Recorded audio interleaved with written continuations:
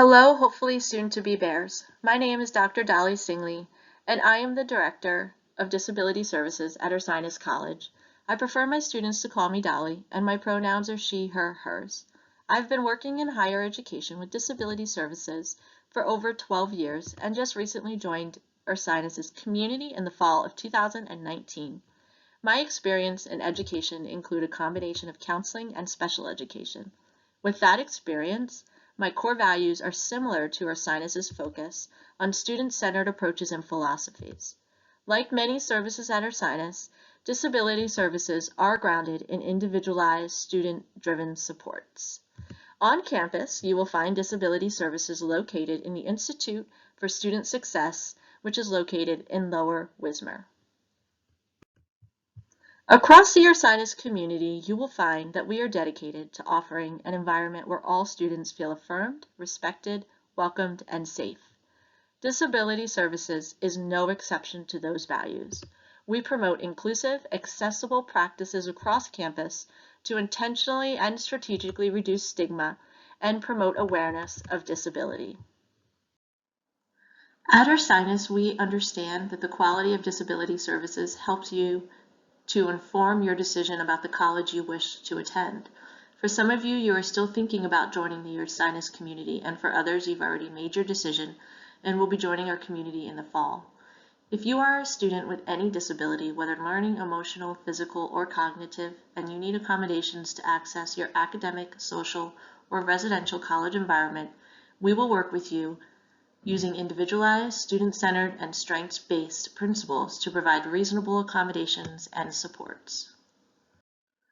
In addition to offering reasonable accommodations, such as extended test time, alternate testing environment, note-taking services, among others, we also offer a peer mentoring program to provide incoming students with disabilities support in adjusting to college life. We also offer academic coaching, a service where students have the opportunity to engage with a peer academic coach or professional staff in structured weekly or bi-weekly meetings to learn strategies to enhance executive functioning skills such as time management, organization, study skills, test-taking skills, and strategies for communicating with professors.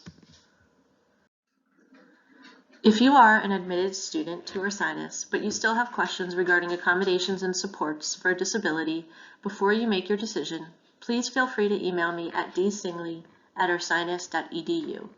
Again, that is dsingley@ursinus.edu. I would be happy to answer any questions that you have. If you have committed to Ursinus and you deposited, now is your time to make your formal request for accommodations and supports for disability. Your first step is to contact me by emailing me at dsingley@ursinus.edu. After you contact me, we will set up our first initial meeting together. I recommend that we schedule our first meeting during the month of June and no later than June 30th, as approval of accommodations could take anywhere between 4 to 6 weeks. You can find documentation requirements to support your requests on our website by going to ursinus.edu, clicking on Information for Students, then clicking on Disability Services, or simply by using our search box and typing in Student Disability Services. On the Disability Services page, you will find the list of documentation requirements that you will need and other resources to help you navigate the college environment and accommodations at Ursinus College. During our initial meeting together, we will focus on getting to know one another, and I will ask you questions about your disability. How does your disability impact your life? What supports have you used in the past, and what supports are you looking for at college? As part of our initial meeting together, we will talk about the supported documentation that we need in order to support your request for reasonable accommodations. The purpose of documentation from health professionals is to assist us in understanding how your disability impacts your college setting. Reviewing documentation is a collaborative and interactive process between us and is handled on an individualized basis. Remember, this can take some time, and so that's why we ask that we meet in June so that we have at least 4 to 6 weeks to review your documentation. We do accept various types of documentation, as you can see here on our slide, and you should submit at least one of the following, if not more, to help us determine what reasonable accommodations will work best for you.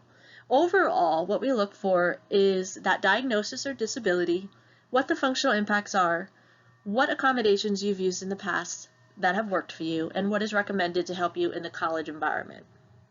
So we do accept IEP and 504 plans as long as they have that information within the plan.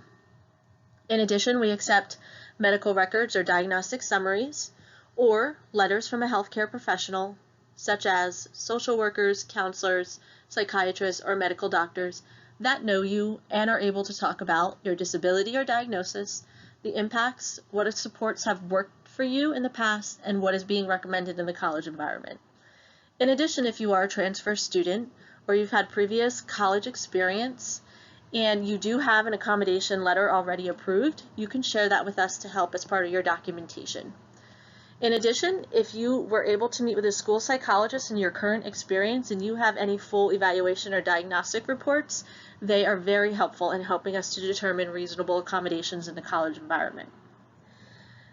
This last part of information is helpful for us to determine the best possible accommodations and supports for you, however, is not necessary. So if you're able to have any of your healthcare professionals provide us with a summary of the severity of your diagnosis and condition and those impacts, that can be really helpful for us. In addition, giving us a list of medication and or side effects of that medication would be helpful for us to determine reasonable accommodations that might help to address some of those side effects you may be experiencing. In addition, any recommended accommodations could assist us in the process of approving reasonable accommodations in the college environment. If you do have questions about documentation or want to see a full overview of our documentation, you can find that on our website under Students with Disabilities on our resources page. I am so excited to be a part of the Ursinus family, and I look forward to you joining that family in the fall. Please don't hesitate to reach out with any questions you may have by emailing me at dsingley@ursinus.edu. I am super excited to work with you, and I look forward to any questions you may have, and I look forward to our journey together as you join us in the fall.